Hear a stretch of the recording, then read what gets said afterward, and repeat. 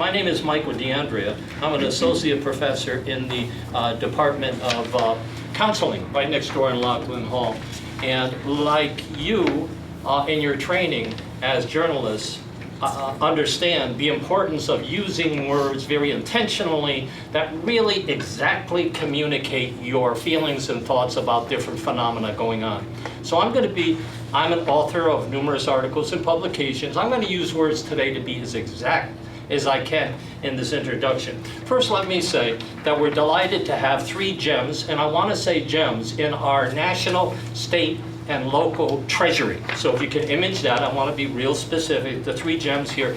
First, the more I get to know Dr. Marty Dubrow here, and his groundbreaking work on journalism with sports and combining multicultural issues, social justice issues, and civil rights issues for over 20 years breaks new ground in journalism.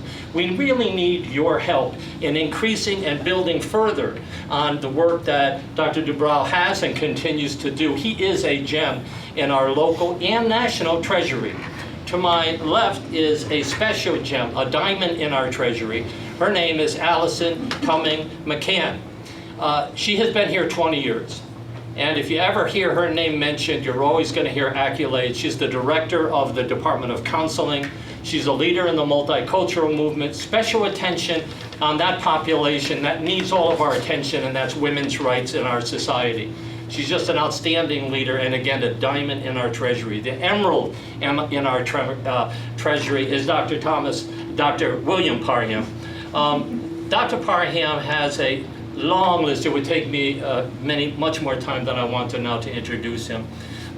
He has a bachelor's degree in social ecology and human development, a master's degree in social ecology and human development. Bill, I know we have a connection with that because I graduated with a doctorate from Vanderbilt in human development counseling, which has a lot of social ecology background in that. He got a doctorate at Southern Illinois University in Carbondale. For those of you who do study the history of multiculturalism, you will see Southern Illinois University. Many of the leaders of that movement and that pioneers graduated, including Dr. Parham. Dr. Parham has a long list of achievements and accomplishments as a sports psychologist, as an advocate for counselors. He's the former president of the American Psychological Association Division 17 Counseling Psychology, and really paved new ground for cultural competence and social justice during his tenure as president of that national organization. He also has a long list of connections in sports psychology, including over 12 years working with the National Basketball Association Los Angeles Lakers. He's been involved in working directly with the United States Olympic teams, providing cutting-edge services to enhance the performance of our athletes representing our nation. He's been involved in both elementary, high school, college, and professional levels. He brings to the table not only expertise as a person who has broken new ground and advocate in the local areas of Los Angeles, in the state level in California, in the national level here in the United States, but now in the international arena. Why? Because he has been recently a well-deserved selection to be the director of the National Basketball Association's pioneering effort program called Mental Health and Wellness. He's creating new terrain for all of the professional sports going on. I took time to look at, because both Dr. Parham and myself are scholars who've written quite extensively, and I began looking through his vita, and I actually ran out of paper after page 6. But if you want to see some classy, pace-setting articles, just do an internet search on Dr. William Parham, a psychologist, and you will see an outstanding list of referee journals, chapters on really interesting topics. For me, it's particularly interesting because it's a multicultural social justice advocate, and that's my calling and passion that I learn from and am connected with Dr. Parham. So without further ado, do me a big favor, nice warm Springfield College greeting to Dr. Parham. He's a colleague, a friend, and a brother. Thank you.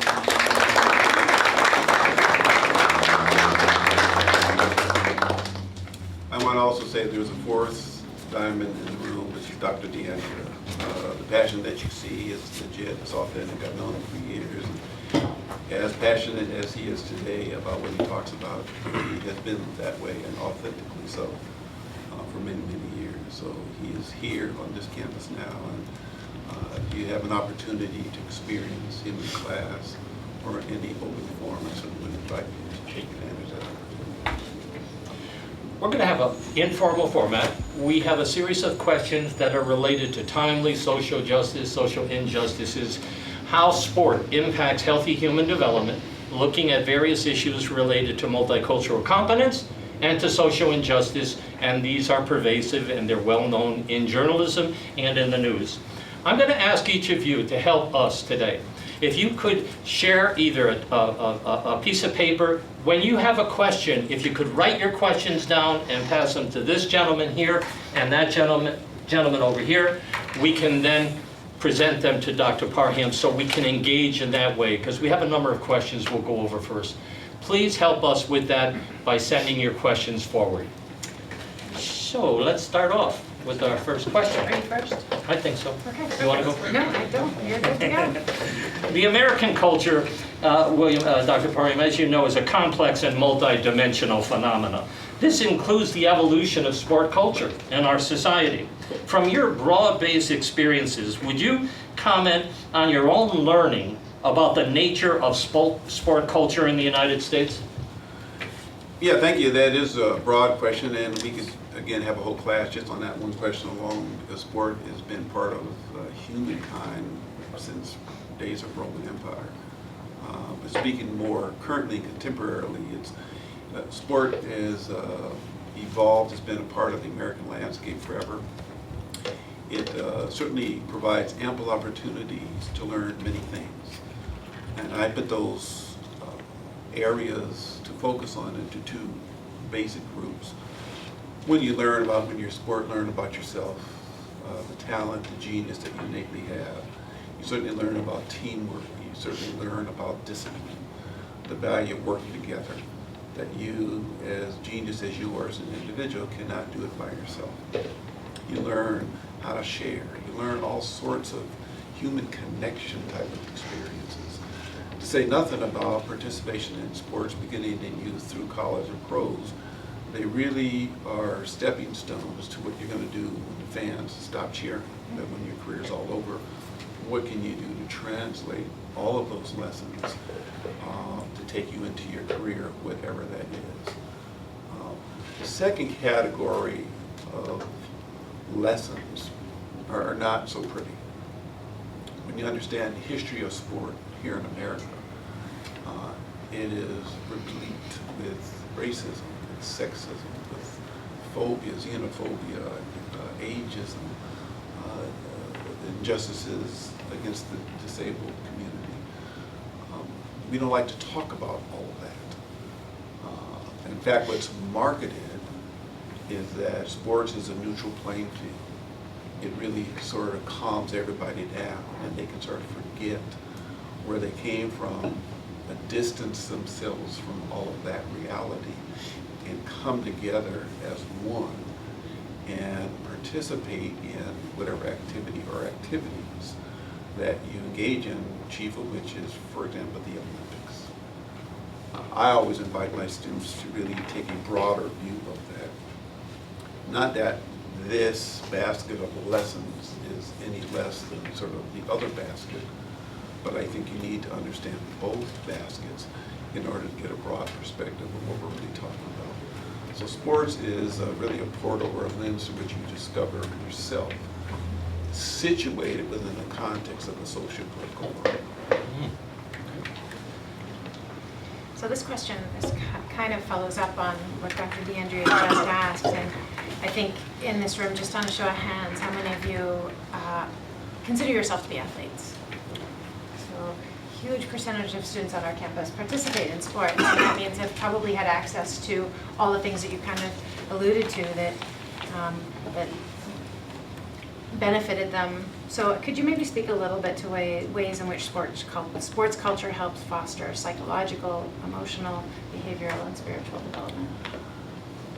In my worldview, the way I really have come to embrace life is that I don't see those four categories as separate. They're in fact all one. I don't believe it's possible to dissect human behavior from human emotion, from human spirit.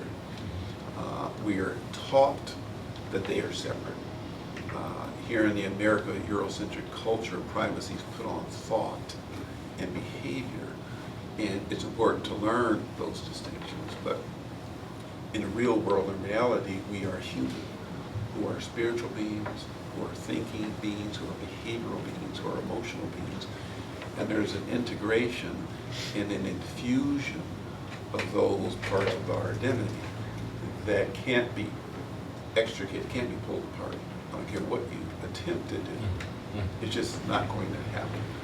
And so the idea is, how do you tap into each one of those pieces of one's identity and collectively create the synergy that's going to allow you to do your best as an athlete, as a student, as a partner to somebody, as an employee later, as a husband, as a wife. All of those things are important, but those things are connected.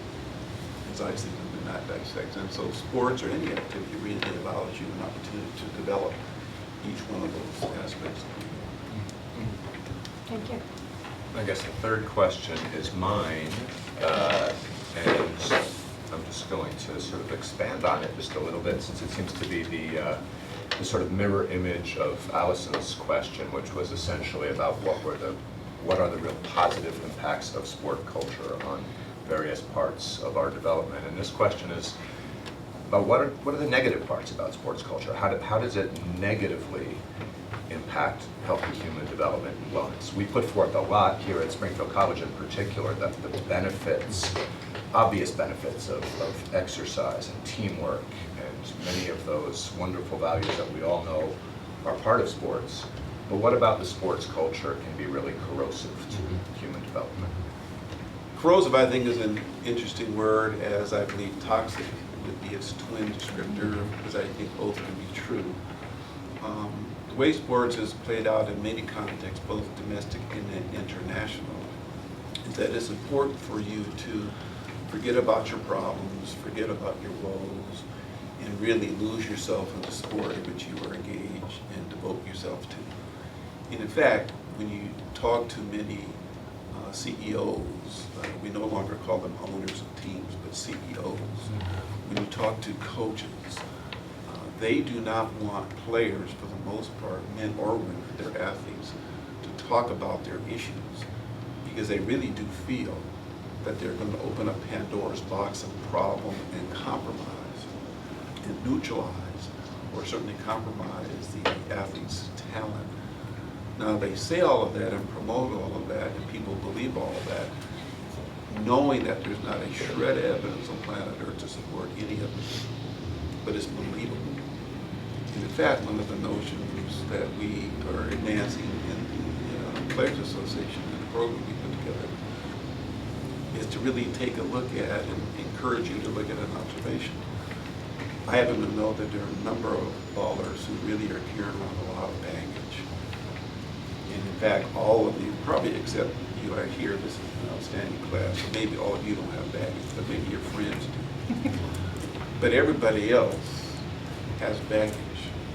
And I invite my students to think about the notion that everybody has baggage, and if that's true, which is code for it is, there's only two questions there on the proverbial table. How many pieces of luggage do you have, and what's packed inside? I happen to know that a lot of ballers carry around a lot of stuff. Yet I've scratched the side of my head for many, many years and am quite captivated by the genius in their expression of athletic ability. And I said to myself, and which is really one of the cornerstones of the program we're putting together, if these guys are balling at Hall of Fame levels, literally Hall of Fame levels, carrying around this kind of baggage, what would happen if we could provide a place and a space for them to disengage that, dump half of it? We would see an exponential expression in their individual talent, team chemistry, team against team competition, more fan base, money in the owner's pocket, et cetera, et cetera, et cetera. So the evils, getting back to the evils of this, it forces you on command to disengage who you are and what's really going on, and to disclaim that, to disown it, thinking that, well, you can take care of that some other space, failing to realize that that's part of who you are, and it's difficult to accomplish that. So I think that that's a faulty notion. Unfortunately, it's believable, but there's far many examples that suggest that the alternative way is that you really are looking at not opening up Pandora's box of problems and compromise, but a treasure chest of genius and untapped talent. When you get somebody to start talking about their stuff, and sports historically does not allow that. No, Marty, I can tell that in your endeavors here in this class, there's untapped potential here in terms of groundbreaking work for scholarship in our local newspapers, etc. Tonight at 7:30, Dr. Parham will be discussing, using a metaphor, the invisible tattoos. And it's about trauma in athletes at different levels. That word trauma is being carried on in a lot of ways. If you're interested in kind of delving deeper into trauma, at 7:30 at Fuller, the Art Center, come over and join us, and I'm sure that you'll find it fascinating going on. Dr. Parham, racism and racial tensions have been and continue to be hallmarks in the history of our nation.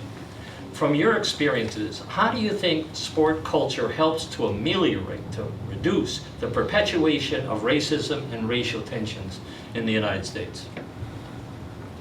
That's often a difficult question because I sort of go back and forth. If I take you literally, I don't know that it has done a lot to reduce it. I think it has done a tremendous amount to keep the conversation going about the importance of reducing it. But I think there are so many built-in systemic structures that keep the ism ideological practices and beliefs alive and well. So we're talking about racism, sexism, xenophobia, etc., homophobia. See, because in my worldview, America has not failed at ending racism. They've succeeded in keeping it right where it is. They've not failed at ending sexism, homophobia, xenophobia. They've succeeded at keeping it right where it is. I don't endorse the notion of failing. And in the trauma class I teach, for example, when we look at big ticket items such as human trafficking, homelessness, you have to scratch your head and say, well, gosh, how long have those two of a zillion social ills been going on? And when you understand that they've been going on for a long time, you cannot see any social phenomenon, good or bad, that doesn't have factors and forces in there maintaining it. And I'll talk later on this evening, maybe later on today, about the component of collusion, which is a big part of this. But America has to decide that they want to succeed differently. I think we have to spin the narrative differently. I don't know that it has failed, because when America says we've failed our citizens, if in fact they ever get to the point of saying that, the citizens are going to go, oh, wonderful, now they've made a culpa, they're ready to move forward. And they put the work on you. Now that we got their attention, let's do X, Y, and Z. The power structure is sort of laughing at that, because they're operating from a fundamentally wrong premise, in my opinion. They've not failed anything. They have succeeded in keeping people where they're supposed to be according to the unwritten laws. And when you look at the history of race in America, of sexism, all down the line, it comes out in every venue, not just athletics. The illusions that it doesn't come out as much in athletics, but you ask any athlete about it. Arthur Ashe, in his famous memoir, famous African-American tennis player, Hall of Famer, broke all sorts of barriers. He, in the early years of AIDS, contracted AIDS by blood infusion, not by anything else. He went on record as saying, and back in the early days, I can't even begin to imagine what that struggle was like psychologically. It's like you were cursed. But he went on record saying in his book is that managing AIDS and the paranoia and the fear around that is far less intensity than managing the racism that he experienced in his life as a pro athlete in the traditionally white sport. That's how powerful this is. When you look at the participation in women, when you look at the whole reason Title IX came into being, was an attempt to correct injustices. But understand even the language there. To correct, not to ameliorate, not to get rid of once and for all, not to have everybody rise, because everybody's rising. It's just to correct. And they buy into the illusion that somehow they want to make it right. They don't. Because there is no they. We are the they. We have to really start taking ownership of the narrative and not simply be responsive to the narrative that has been provided. And to my colleagues, Marty and Allison, if you feel that the question that comes up, if we've been addressed, we can move on to another one for you. I'm sure. I'm gonna dive in a little more specifically because I think you spoke a little bit to this. But can you maybe give some examples, specific examples, and some came up in our conversation last night, of ways that you see racism and racial tension? That's an interesting ways that you see racism and supremacy continue to play out in sport culture. Yeah, we can go on forever and ever about that. But the two hallmark events, I'll say one now, 1 year ago, is Colin Kaepernick. Colin Kaepernick, in my opinion, is going to go down in history at some point as a hero for reigniting the conversation that has been going on for a long time. We first saw it in '68 when John Carlos and Tommy Smith in the Olympics, when they raised the black fist. There was an Australian athlete up there on the podium also who refused to wear socks, signaling poverty people don't have. But those expressions of social injustice on the world's biggest stage have been there forever. The fact that Colin Kaepernick still has to do what he does, and that they really haven't come as far as they have, is all too clear. There was a recent study that came out looking at women and what they're paid in sport, both men's soccer and women's tennis. As good as they are, and as stellar as their talent is in terms of how they've expressed it consistently over time, they're consistently underpaid.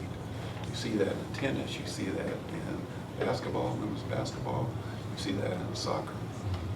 For all of the public declaration that this is true, the women's soccer team, for example, wanting to sue the NGA, the NGB, you just have to wonder, why is this stuff still going on? Because the system is structured for it to go. And so you see this everywhere, basically. Just such an eloquent and thoughtful response to all that just has my head ringing. It's totally agree that I think that we will look back on this time and view Colin Kaepernick in a very rarefied light. I do think that, and we talked a little bit about this at dinner last night, the connections to the '68 Olympics. It's something that some students in this class, have had some connection with, because we have an institutional connection with that moment, that iconic moment of race and justice in the '68 Olympics with the Black Power salutes. And that Tom Waddell, who is a name that many of you are familiar with since we sort of celebrate his achievements with the banner stand over at the Union, who was a Springfield College student athlete, phenomenal athlete, has an amazing story attached to him that we won't get into now, but except for this one detail, is that he was on that '68 Olympic team as a decathlete, and in the aftermath of that protest, where those the two athletes, John Carlos and Tommy Smith, were being widely crucified by many in America, as in modern days Kaepernick has been by many. right in that moment, Tom Waddell from Springfield College stood up publicly and spoke in support of their protest, and you can see that in newspapers from the next day.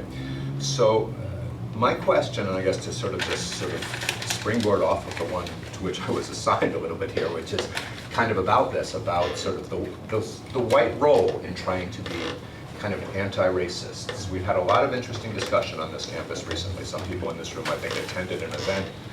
Last week we had an author by the name of Debbie Irving who has written this book called Waking Up White, and it's all about sort of coming into her sense of her identity, of what she needs to do to fight racism. My question for you is, where do you see that happening, if at all,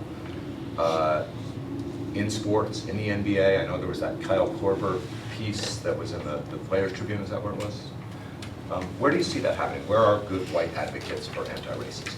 I think there are a lot of them, but I think they really haven't become visible yet. I think they haven't manifested themselves in the majority.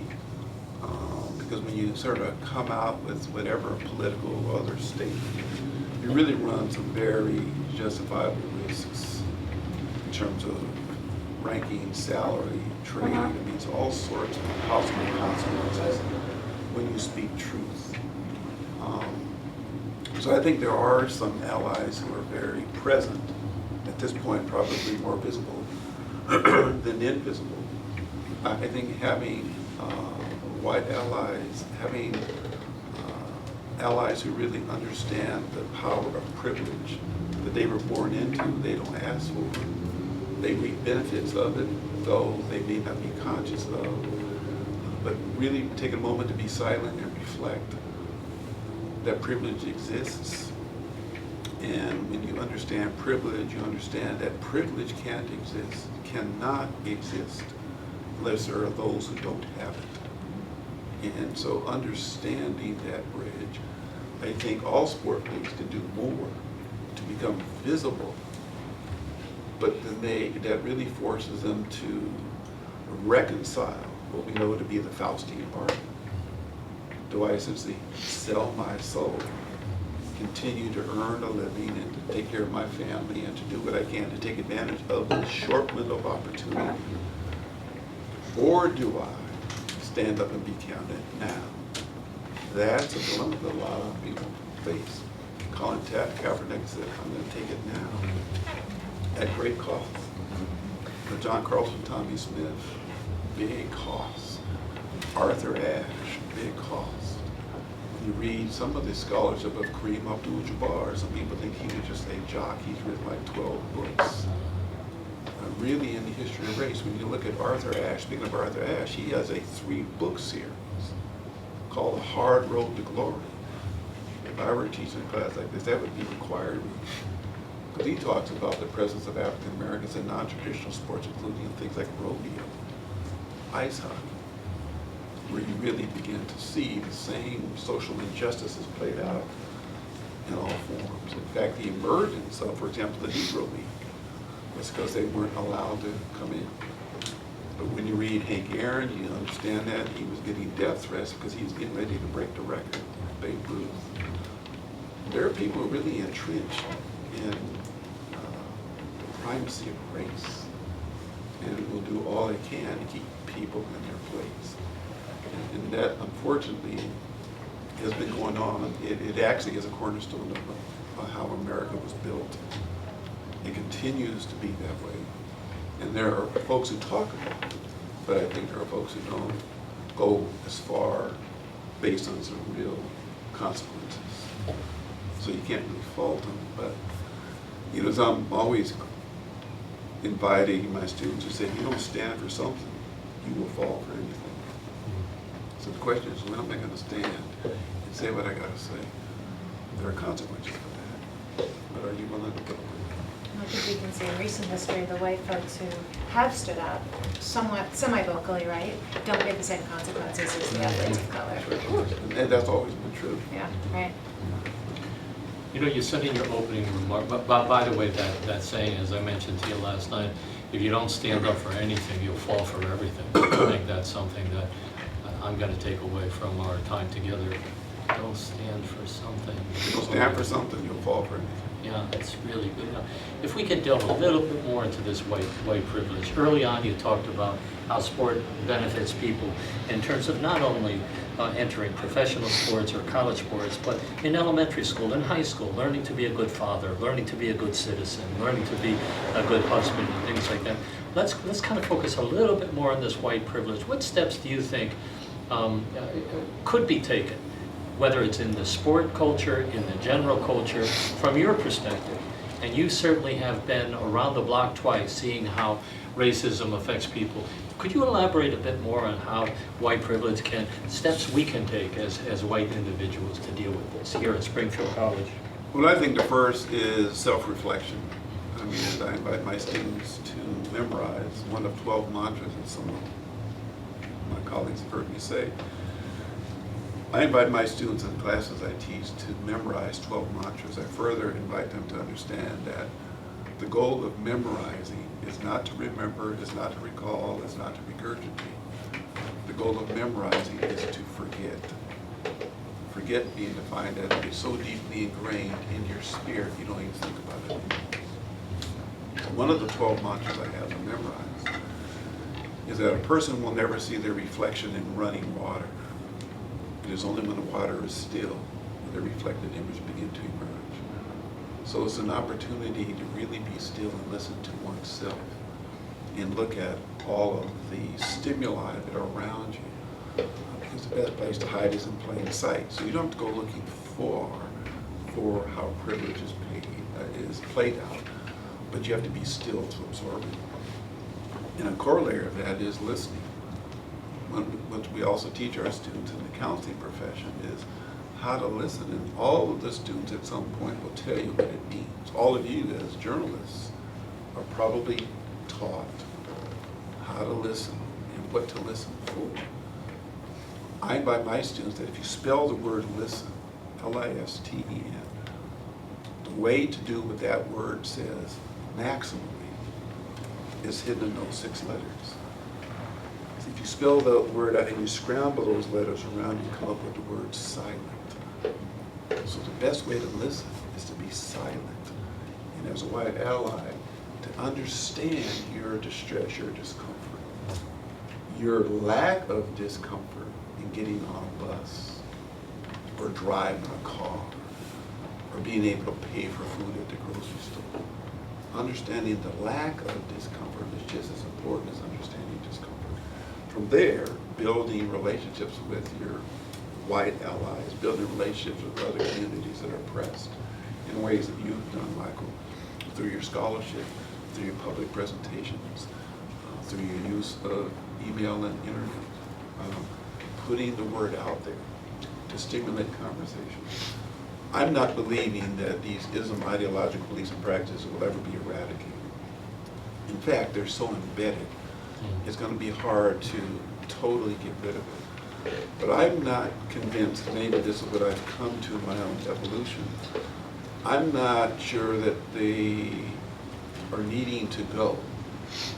Because if nothing else, they are provocative enough to invite conversation. And to really say and invite somebody to ask, where am I going to be? Where am I going to take a stand? And so the more provocative something is, the more courage it's going to take, the more sense of integrity, the more sense of personal integration one has experienced to put it to the test. That's what I think the purpose is. But to also get out there and do something for people who don't have the privilege you do. One of the classes I teach, Foundations of Counseling, to our graduate students. One of the requirements, they have to take 20 hours of service learning. So we have a department, I teach, I'm a professor at Loyola Marymount University of Los Angeles. And there's a center called the Center for Service and Action, which lists a lot of the agencies in Los Angeles where you can go do volunteer service. And this particular class, my students have to do 20 hours of service. And they cannot do more than 2 hours per week. Specifically, having to drag it out for a minimum of 10 weeks. To really get the experience of what it's like going down to Los Angeles Skid Row not just driving there, but parking it as my car goes. Or if you go there at nighttime, what's going to happen? Or going to any number of places that call them to question their own comfort. But it is true what has been said by many philosophers and elders. The best way to find yourself is to lose yourself in the service of others. And so servicing folks who aren't as privileged, who don't have the same opportunities, is another way of pushing the envelope.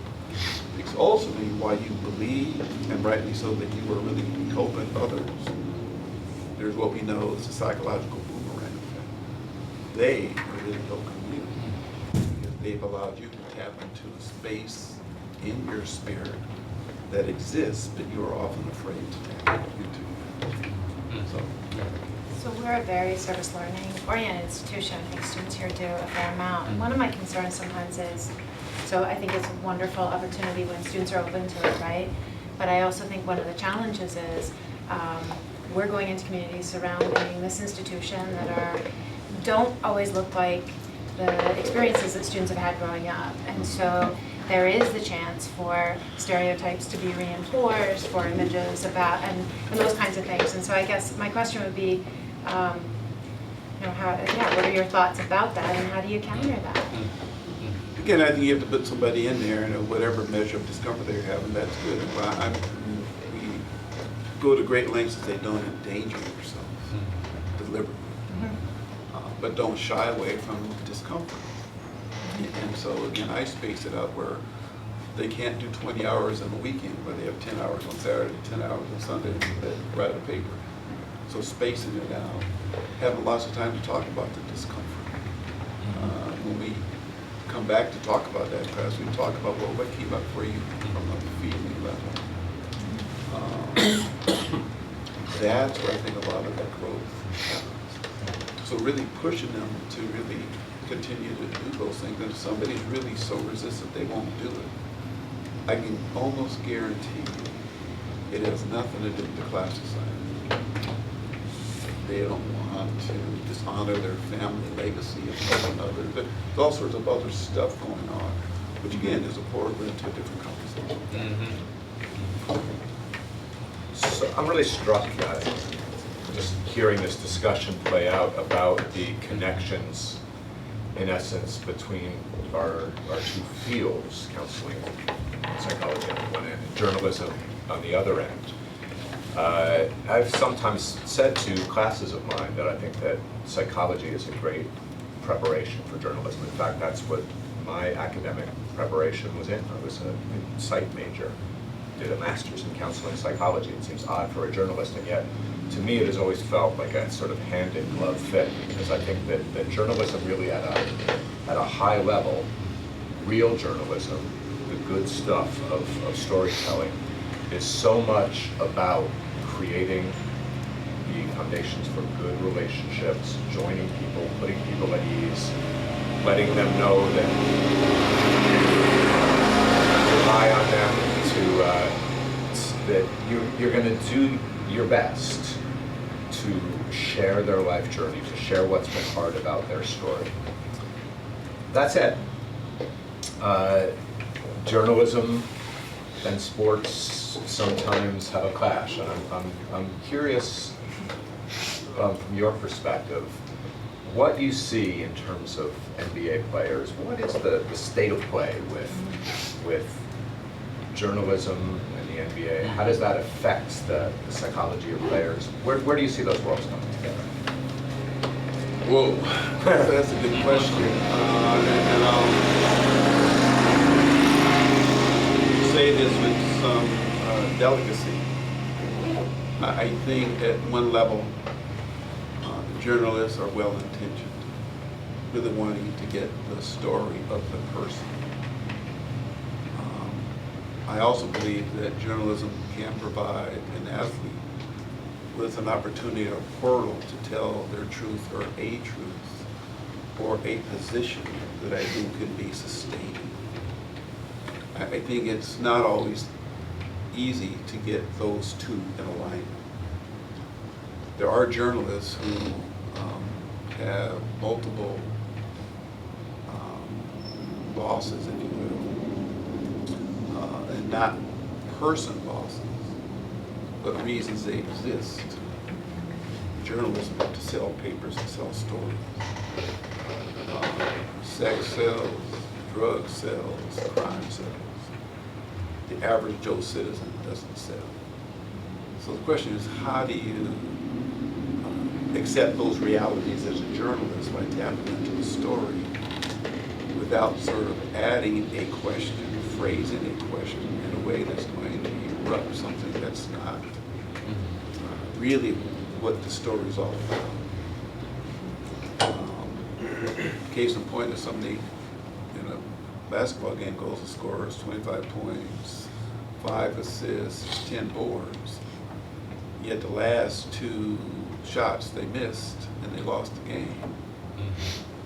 You know, the bait is to talk about what happened. How come you didn't perform at the last bit, focusing on what didn't happen and not looking at the entire body of work. That's a lure, but I think it takes some strength and savvy of journalists if they really want to build a relation with that particular athlete or the athlete community, to not focus on the miss, but the stellar game. It really try to invest in that athlete down the road. But I think there is that juxtaposition between, well, what do I really want to tell? What do my readers want to read? That's not always easy to reconcile.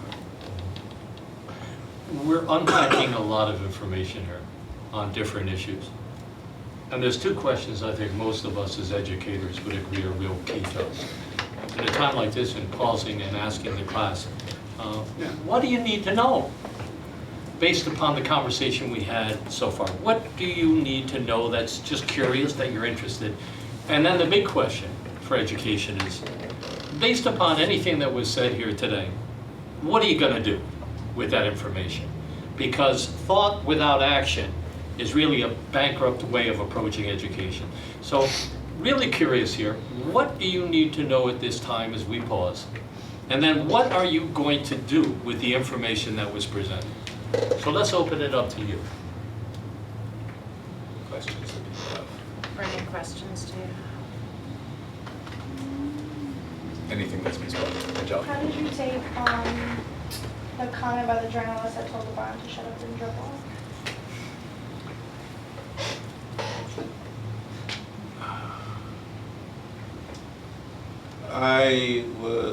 It was an offensive statement. It really illuminated LeBron in terms of how he responded and how the larger community responded.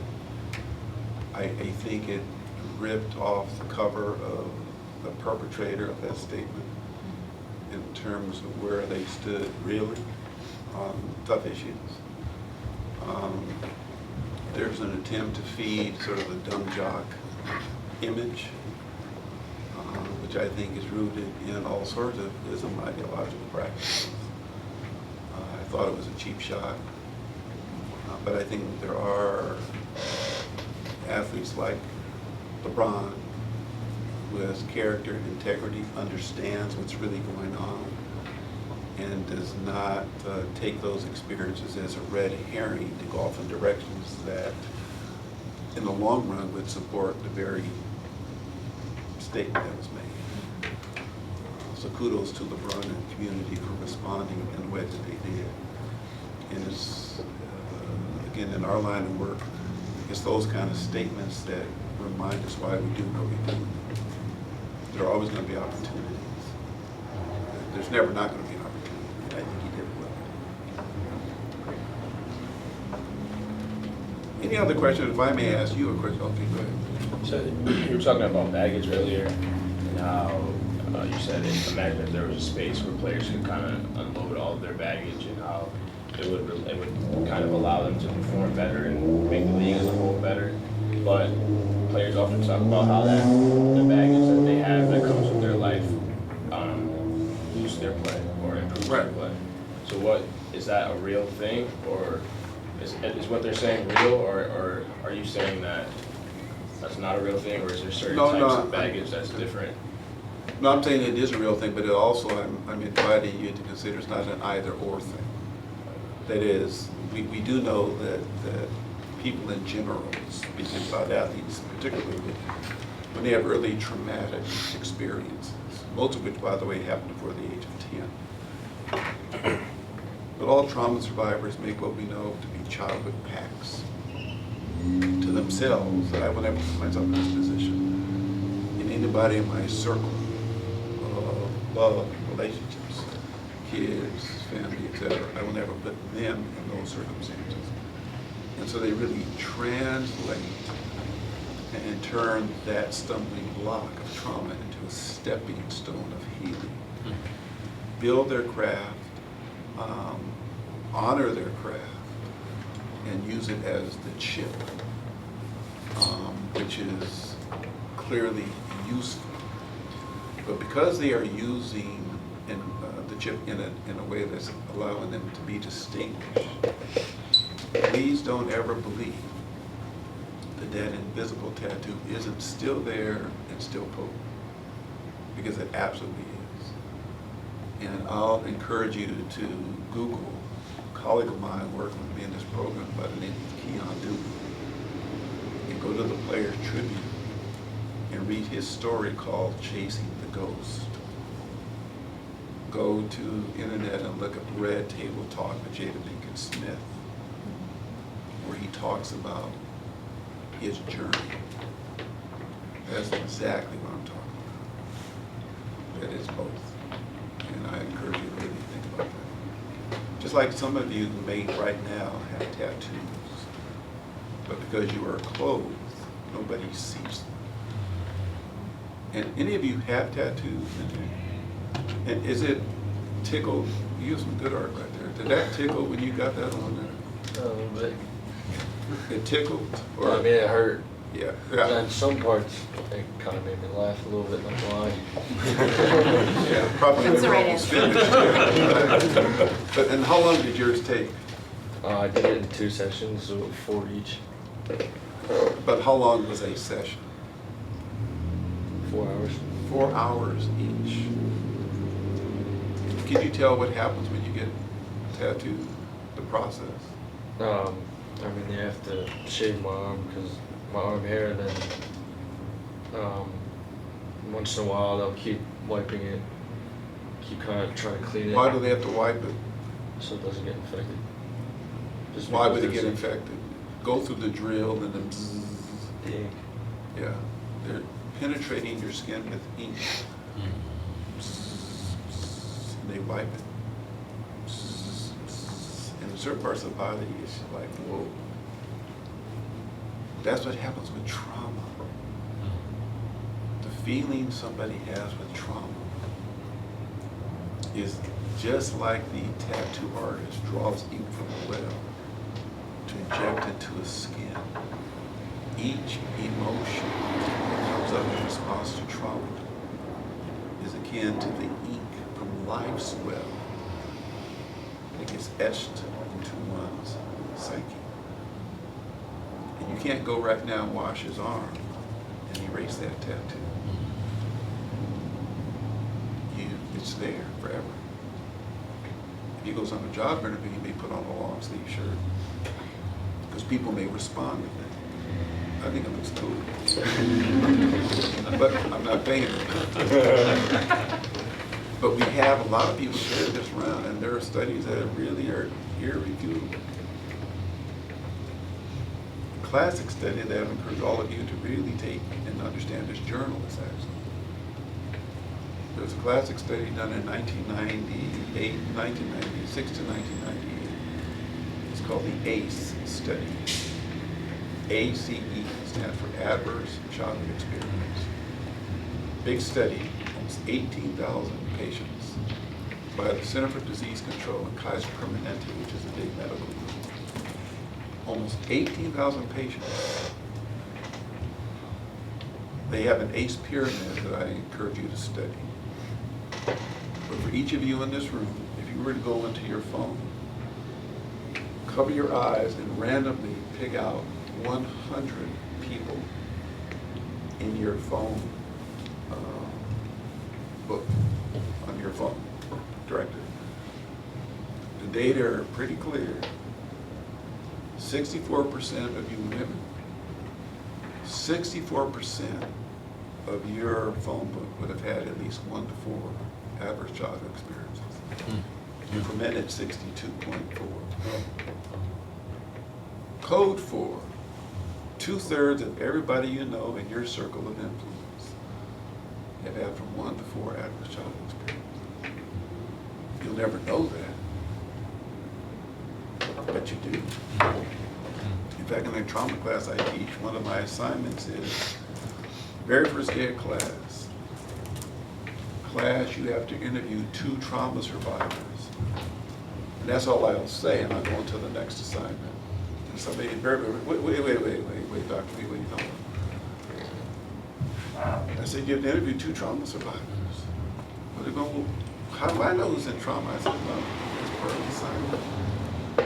So invariably, they get frustrated. Okay.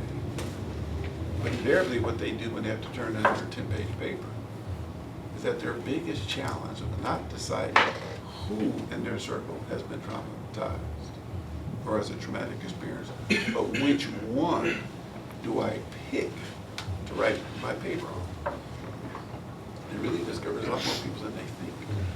And people who are willing to talk about it, but they never get permission to do so. Because again, I want to underscore something that you raised, a thought that came up as you raised an earlier question. You see, when you look at what we're talking about in the expression of anything, men in this world don't have the same permissions as women to emote. Men are raised from the boys, from the tiny boys, to pack it in, be tough, be a man. Women, it's okay to emote publicly.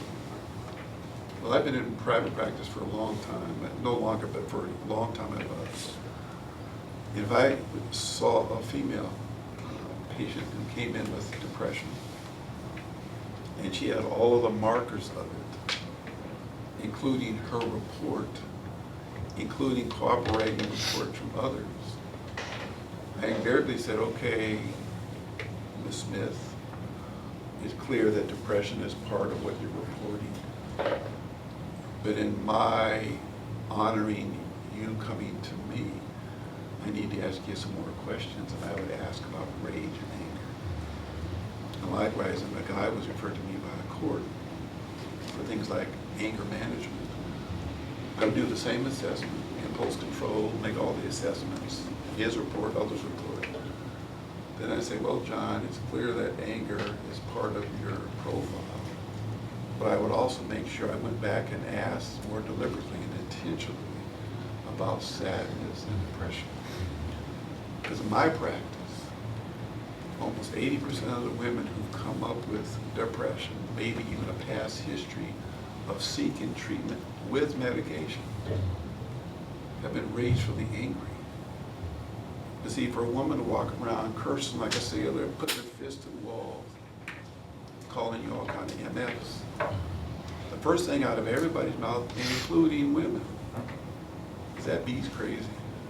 Totally discounting what she's expressing. And likewise for a big 6'4", 200-pound guy walking around crying and looking sad, and he's a punk and a sissy and the other P-word and this, that, and the other. Totally discounting what his authentic experience really is. And so you have to really have the presence of mind to understand that gender is a lens through which people express their mental health and well-being, as is age, as is celebrity. And getting back to sports and basketball, when you see a baller who's a guy, number one, he's been incentivized not to talk about it. When you add the dimension of celebrity, well, you really can't take a star off to shine now. When you add the dimension of race and all these other portals, you essentially are incentivized to keep things to yourself. Because there's a real consequence. And many of them survive and do quite well. And the truth of the matter, across sports, most athletes are actually pretty healthy. So I don't want you to think that all that takes care of these struggles. I mean, some of them are well balanced across domains of their life, doing quite well and feeling quite good about their agency meaning their own ability to meet the demands placed upon them. They do so creatively, rightfully, correctly, and go along with their family. There's a second category, so another, when you look at mental health and wellness on the continuum, in the middle, those who for the most part are doing well, but there's one or two struggles that catch their attention and that really are forcing them to grind a little harder. Then there was others on the other extreme who really are quite overwhelmed by the challenges to the point where it's compromising not only their play, but family and everything else. So those are the folks who I spend a lot of the time with, but the truth of the matter, everybody has things they could be working on. In fact, the biggest room for improvement in everybody's life, that biggest room in everybody's life is a room for improvement. So, I was going to say, maybe we'll take 2 questions. I saw your hand up, sir, and then I think you had your hand up a little bit. Okay. We can take 2 more questions, and we give time for Dr. Dubrell to process what's going on with your class. Is that all right with you? Sounds good. Okay. Okay. So in reference to, you talked about like social justice as a whole, and we know that pop culture has a huge influence on sport. It's kind of like intertwined, especially basketball. So you talk about the death of Nipsey Hussle and Russell Westbrook, 666 game, right?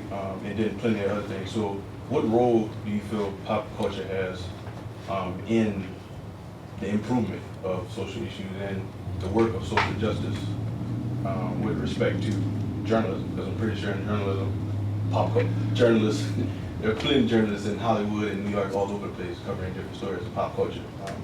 So if you could speak on that. well, to me, pop culture has a definite place, as do journalists, as do professors, as do people in law enforcement, as do entertainers. Everybody has an opportunity to stand forth and speak truth, or to collude with not speaking truth. And pop culture is no different. I think because they are pop culture, because they are current, really a lot of the younger generation sort of vibes with them and connects with them. In other words, they have their attention. At some level, there's a responsibility to honor the attention that you now have to move the needle of change forward. But again, it's a dilemma, because were you to do that, ticket sales may go down, or nobody will come to your concerts, or nobody will, with influencer, your influencer status on social media might drop. And so they run those risks and always engage in what they call the Faustian bargain. Faust was the guy who sold his soul to the devil. So I think it has a role, has a place. The question is, what are they going to do with it once they have that 15 minutes of fame? Are they going to take advantage of it or not? One resource from a scholarly perspective is I think, a genius. His name is Michael Eric Dyson at Georgetown University, who really draws out the relevance of pop culture in several of his books, right? I see you nodding, so you know of that gentleman, yeah. You had a question before we leave. Were you going to ask a question, Dr. Parham? Well, the question was really just for the audience.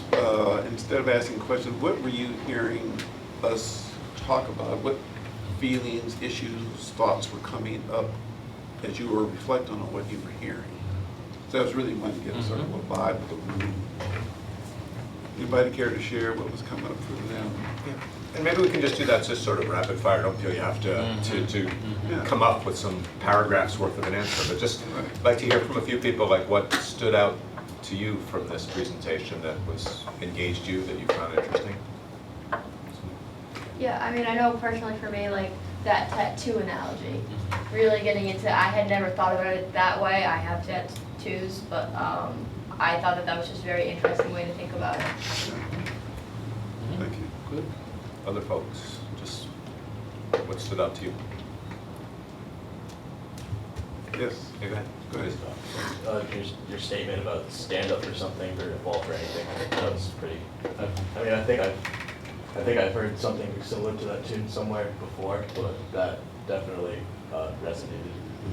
Sure. One very interesting thing about that with our institutional history, if you go back and listen to the Martin Luther King speech at Springfield College in 1964, maybe the most famous day on this campus, Dr. Glenn Olds, who was the president of Springfield College, introduced Martin Luther King with that exact analogy. So it has some place here as well. Other reactions to what we heard today? You speaking just inspired me to take sports writing in a different direction. No offense, Marnie, but I don't really care about covering the game and who won and who did what. I want to care about the person. Like I wrote a story for the paper once about someone who kneeled during the national anthem, and I've never seen it before. So I didn't care about the game after that. I needed to speak to that person, and that's something I want to do. And that is so awesome, Angelica. And as I think you know, as we sort of started out, that we said that like the game story is the fun. Without the games, without competition, you don't have sports. But sports is, I mean, to use Dr. Parham's word, this is a really a portal into deeper stuff. And maybe uniquely so in American culture, that it brings together people from so many different backgrounds, racially, religiously, socioeconomically. It is an incredible sort of lens through which to view so many things in American culture. And this is just sort of like the starting point, what we've done in this class. But the richer stuff, the deeper stuff, which is coming in this class, is this exact path. So I'm glad I take no offense at all. That's exactly where we're going with this. And I hope that you continue to honor what came out of you. Because when something comes out of you, it must be just there.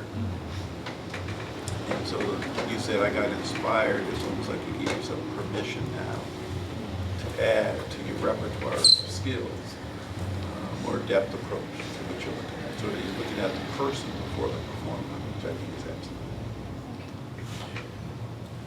I'd say I think at the intersection of journalism and counseling psychology, I think what you mentioned about like if a journalist covers an athlete who scored 25, 10, and 5, but they focus on the last shot, I think of like the strength-based approach that we take in counseling and how in therapy we want to see people for the great things about themselves versus just the negatives or the things that make them bad.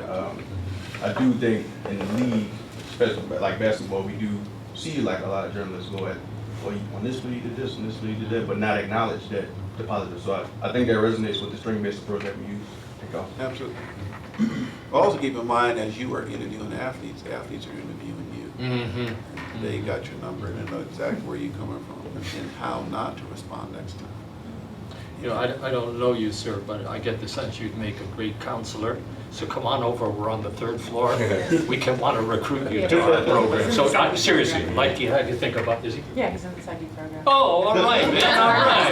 That's Marcus. He's already well on his way. He's going to make it. I want to thank all of you for taking time with us this afternoon to listen to what's going on. I want to thank Dr. Dubrow for having us be a part of this discussion. Dr. Cumming McCann for the work she does. Most of all, I want to thank Dr. Wayne Parham. And thanks again. Best of luck to you in your future. You can change the world. Go out there and do it. Thank you. Thank Thank you. you all. Thank you.